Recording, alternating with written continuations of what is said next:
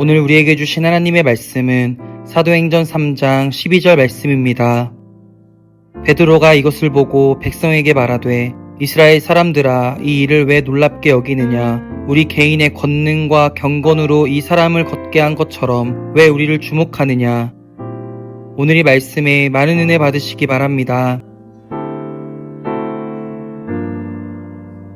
우리가 가지고 있는 그리스도교 신앙, 그리스도의 신앙이 무엇인지를 잘 알려주는 사건이 사도행전 3장에 등장합니다. 중심이라고 제가 이름을 붙인 것은 역시 장소이기 때문입니다. 유대교의 중심은 어디에 있었는가 하면 보이는 장소로부터 시작합니다. 바로 예루살렘 성전입니다. 사도행전 3장에 시작하는 곳, 그곳이 바로 성전입니다. 사람은 눈에 보이지 않는 것보다 눈에 보이는 것에 더 빨리 반응합니다. 사람은 만질 수 없는 것보다는 만질 수 있는 것에 반응합니다. 예를 들면 지금 우리가 나누고자 하는 것, 또 제가 전달하고자 하는 것은 보이지 않는 우리의 신앙의 중심 부분입니다. 이것은 보이지 않는 것입니다. 그렇기 때문에 유대인들에게 주셨던 중심은 어떤 것인가 하면 보이는 것이었습니다. 하나님은 보이지 않는 존재이기 때문에 눈에 보이는 무엇에 하나님이 계시다고 고백할 수 있어야 신앙생활이 좀 더 쉬워지겠죠. 용이해지는 거죠. 그래서 이스라엘 사람들에게 성전은 매우 중요한 것이고, 성전을 지은 다음부터는 다윗의 성전 이후에는 성전 중심의 공동체가 예수님의 시대까지 일어났습니다. 오늘 그 유대인의 중심인 성전 앞에서 일어난 일을 우리가 만나게 되는 거죠. 유대교 신앙생활의 중심이 성전인데, 이 성전에 새로운 사람들, 새로운 시작을 하게 된 사람들이 등장합니다. 그래서 사도행전 3장 1절에 보면 시작이 굉장히 중요하죠. 첫 구절이 중요하죠. 제9시 기도 시간에 베드로와 요한이 성전에 올라갈세. 제9시는 우리 지금 시간으로 얘기하면 오후 3시쯤 되죠. 근데 중요한 건 정오와 또 9시, 이 오후 시간, 마지막 시간을 정해놓고 유대인들이 기도했다는 거죠. 유대인들은 정해놓은 시간에 정해놓은 장소에서 철저히 신앙생활 하려고 몸부림쳤습니다. 그래도 잘 되지 않았습니다. 그래서 하나님께서는 새로운 사람들을 통하여 새로운 시작을 열으신 것입니다. 정해놓은 시간, 기도 시간에 새롭게 하나님의 사역에 부름받은 베드로와 요한이 그래도 정해놓은 대로 성전에 올라갔습니다. 이들은 유대교가 낡아 있고 반드시 좀 변화가 돼야 되고 말하자면 개혁이 돼야 된다고 생각하는 사람들이었지만, 여전히 그 유대교의 성전 안에 놓여있는 야훼 신앙, 하나님 신앙의 소중함을 가지고 간절하게 나아가죠. 새로운 인물이 등장하죠. 2절에 보면 나면서 못 걷게 된 사람을, 이렇게 되어 있습니다. 태어나면서부터 걷지 못하게 된 사람이 등장합니다. 등장인물로 보면 1장과 2장에서 새로운 신앙 운동의 중심에 베드로와 요한이 있고, 지금 나면서 못 걷게 된 사람이 2막에서 등장합니다. 연극으로 따지면 새로운 드라마가 아니라 새로운 장면이 시작된 거죠. 나면서부터 걷지 못하게 된 사람이라는 것은 이 짧은 단어로 많은 것을 생각하게 됩니다. 나면서부터 걷지 못하기 때문에 그의 삶이 얼마나 어려웠는지 우리가 생각할 수 있습니다. 유대인들은 특별히 경건한 사람이니까 모든 것을 하나님의 뜻에 연결해서 해석했는데, 나면서부터 걷지 못하게 된 것은 죄 때문이라고 쉽게 단정지었습니다. 죄 때문이라고 단정지으니까 질문이 생기죠. 이것은 이 사람 개인의 죄인가? 아니면 부모의 죄인가? 아니면 사회의 죄인가? 죄의 소재지를 묻습니다. 이게 인간입니다. 나면서부터 걷지 못하게 된 것 자체가 그에게는 좌절입니다. 고통입니다. 해결할 수 없는 삶의 짐입니다. 문제입니다. 나면서부터 걷지 못하게 된 사람은 스스로는 좌절과 상처와 고통이 있는 사람이고, 주변으로부터는 돕고자 하는 마음을 주는 아주 귀한 존재들이었습니다. 유대인들이 나쁜 사람들이 아닙니다. 경건한 유대인들이 나면서부터 걷지 못하게 된 사람들을 어떻게 하나요? 사람들이 메고 왔다, 이렇게 표현합니다. 쉬운 일이 아닙니다. 매일 정해놓은 시간에 유대인들이 성전에 갔기 때문에 이 사람을 돕기 위해서 매일 이 사람을 메고 와서 성전에 두는 사람들이 있었다는 것입니다. 쉬운 일이 아니죠. 그 이유는 어떤 것인가요? 성전 문 앞에서 구걸하기 위해서입니다. 우리 이렇게 질문할 수 있습니다. 왜 성전에 나아옵니까? 베드로와 요한과 다른 사람들은 기도하기 위하여 성전에 나아갔다. 성경은 쓰고 있습니다. 성전은 그런 곳입니다. 성전은 하나님께 나아가는 곳이고 하나님께 기도하는 것입니다. 근데 똑같은 유대인이고 똑같은 성정을 가진 이 사람은 구걸하기 위하여 성전에 나아갑니다. 다른 사람이 기도하기 위하여 성전에 나아갈 때 구걸하기 위하여 성전에 나가는 사람의 심정을 우리가 헤아려 볼 수 있을까요? 우리가 그걸 좀 물어볼 수 있을까요? 여러분, 삶의 문제는 개인이 해결할 수 없는 게 많이 있습니다. 여기 태어나면서부터 걷지 못하게 된다는 것은 이 사람의 노력으로 이 문제를 해결할 수 없다는 것입니다. 또 이 당시의 의학적인 어떤 도움으로 이 사람의 문제를 해결할 수 없는 것입니다. 즉, 이 사람이 해결할 수 없는 문제는 온전히 이 사람에게 책임을 주어서는 안 되는 거죠. 그러니까 이 사람이 먹고 살기 위해서 이 사람을 메고 왔다는 거죠. 우리가 묵상할 때 이런 질문을 해볼 수 있습니다. 그러면 나면서부터 걷지 못하는 이 사람에게 진짜 문제는 어떤 것이었을까? 구걸해서 하루에 먹을 영양식을 해결하는 게 문제였을까? 아니면 걷지 못해서 어릴 때 경험하는 좌절, 낙심, 내가 하고 싶은 직업을 할 수 없던 어떤 절망, 걷지 못해서 주변의 친구들이나 다른 사람들이 주는 동정의 눈길이든 아니면 어떤 눈길이든 상처, 뭘 먼저 해결해야 될까? 주변 사람들이 본 문제는 일종의 생계의 문제였습니다. 먹고 사는 것의 문제였습니다. 그래서 그가 지닌 좌절과 절망과 상처가 하나님 앞에 서면 해결될 수 있음에도 불구하고 성전 안으로 들어가는 것보다는 성전 문 앞에서 구걸하도록 그의 인생을 말하자면 인도했습니다.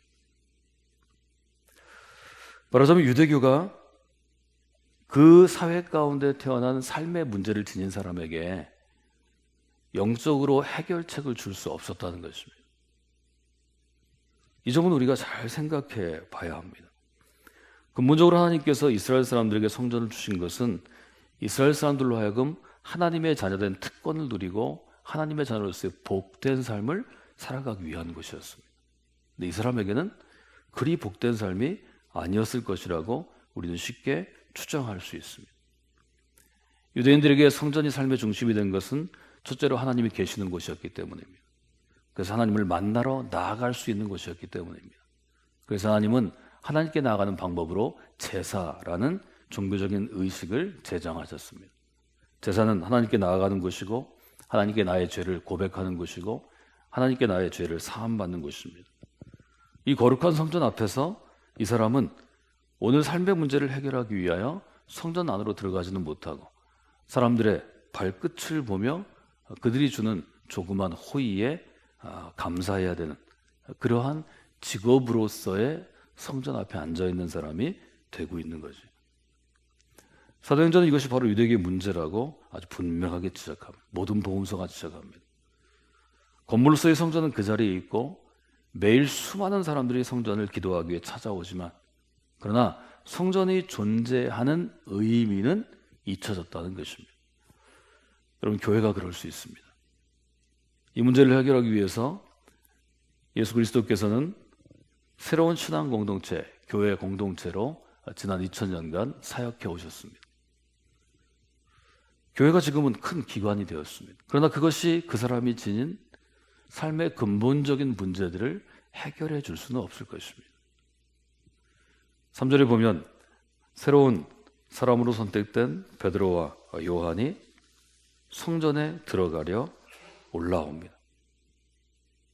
이 사람이 베드로와 요한을 보고 똑같이 구걸합니다. 무엇이 달라지는가 하면 새로운 시작점 앞에 선 베드로와 요한은 이 사람을 대하는 반응이 달라집니다. 4절에 어떻게 되어 있죠? 베드로가 요한과 더불어 주목하여 이르되, 주목했다 이렇게 써 있습니다. 주목한다는 것은 뭐를 의미하나요? 그냥 보는 게 아닙니다. 눈을 떠서 우리가 앞을 둘러보면 다 보이죠? 주목하는 것은 특정한 지점, 특정한 사람, 특정한 것에 첫째 관심을 갖는 것입니다. 두 번째는 집중해서 보는 것입니다. 성전 앞에 구걸하는 사람은 보는 사람도 일종의 대충 보게 되었을 것입니다. 늘 성전 앞에 있는 무엇입니다. 말하자면 똑같은 영은 똑같은 사람으로 보기보다는 늘 성전 앞에서 구걸하는 한 존재입니다. 가로등처럼 어떤 존재죠. 사람들은 주목해서 보지 않고 그냥 보았을 것입니다. 우리가 예수 그리스도의 사람이 되면 예수 그리스도와 더불어서 신앙운동, 새로운 신앙 공동체의 사람이 되면 보는 것이 달라집니다. 내가 주목하는 대상이 달라집니다. 그냥 내가 이전의 사람이 있을 때는 스쳐 지나갔을 무엇도 하나님의 관점으로 보면 주목하게 됩니다. 그래서 여러분 모두에게 이런 매일매일의 삶에서 그냥 스쳐 지나가던 것들이 특별한 의미를 가지고 다가오는 주목할 수 있는 믿음의 눈이 열려지기를 원합니다. 우리 교회 가운데 있는 모든 성도들에게 이 믿음의 눈이 열려지기를 원합니다. 베드로와 요한은 이 사람을 주목하는데 이 사람은 고개도 들지 않았을 것입니다. 수많은 사람들이 지나가면서 푼돈을 던져주지 않겠어요? 특별한 경우가 아니라면 기대하지 않는 것입니다. 베드로와 요한은 주목하는데 이 사람이 보지 않으니까 베드로와 요한이 간단하게 얘기합니다. 우리를 보십시오.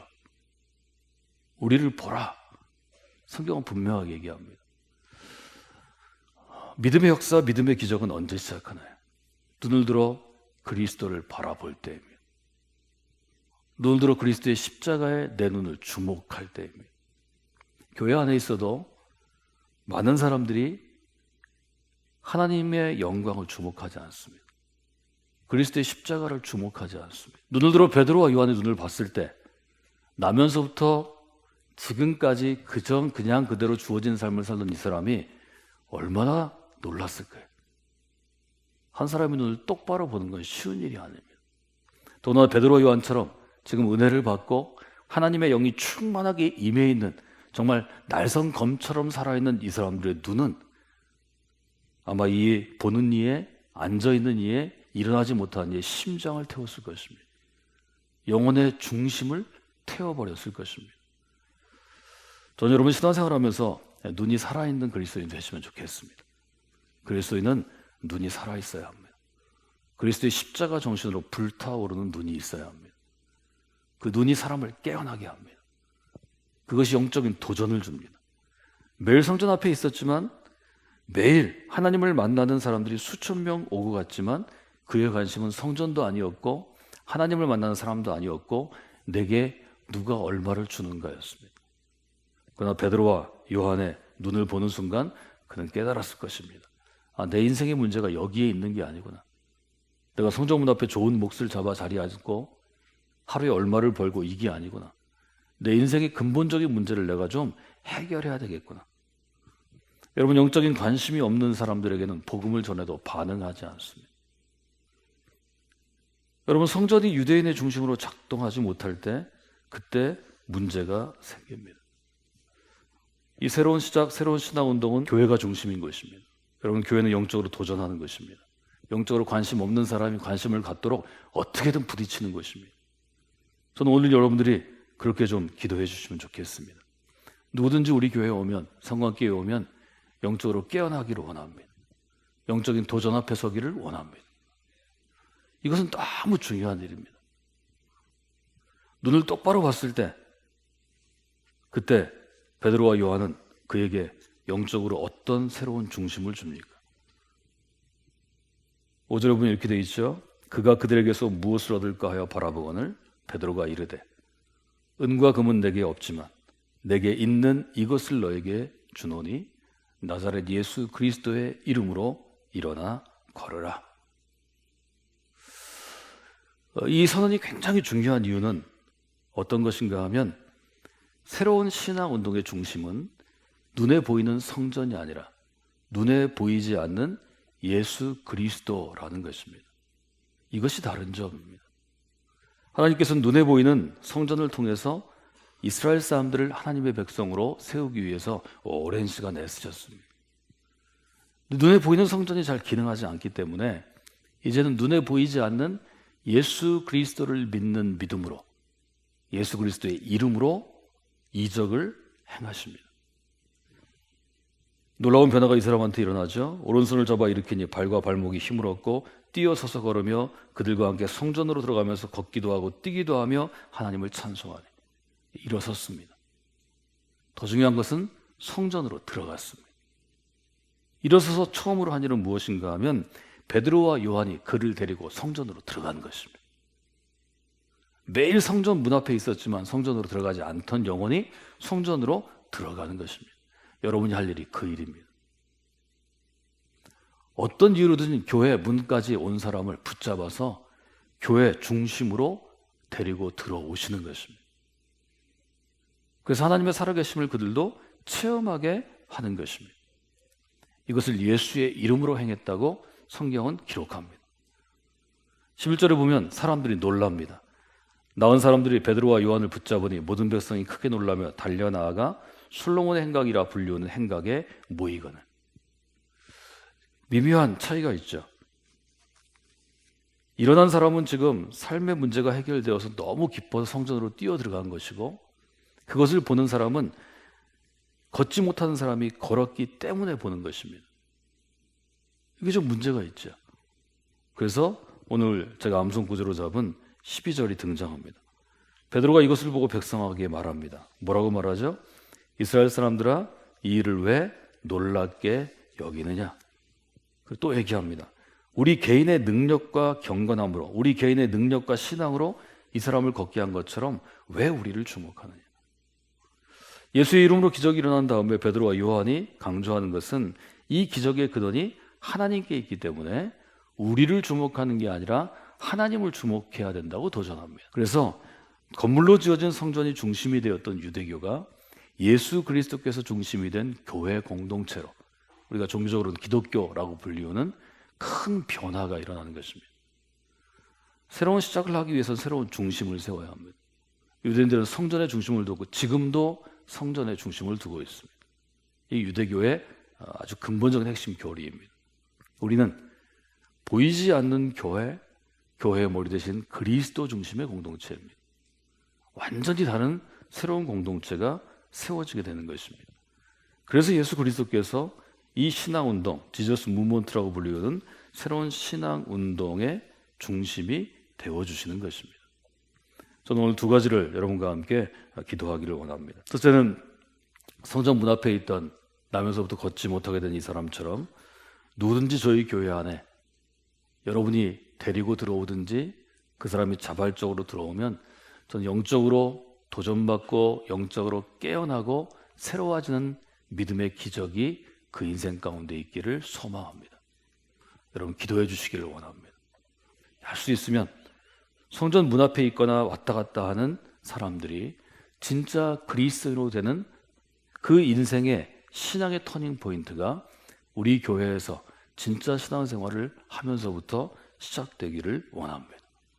그러기 위해서는 여러분 모두가 여러분 삶의 중심에 예수 그리스도께서 세워지셔야 합니다.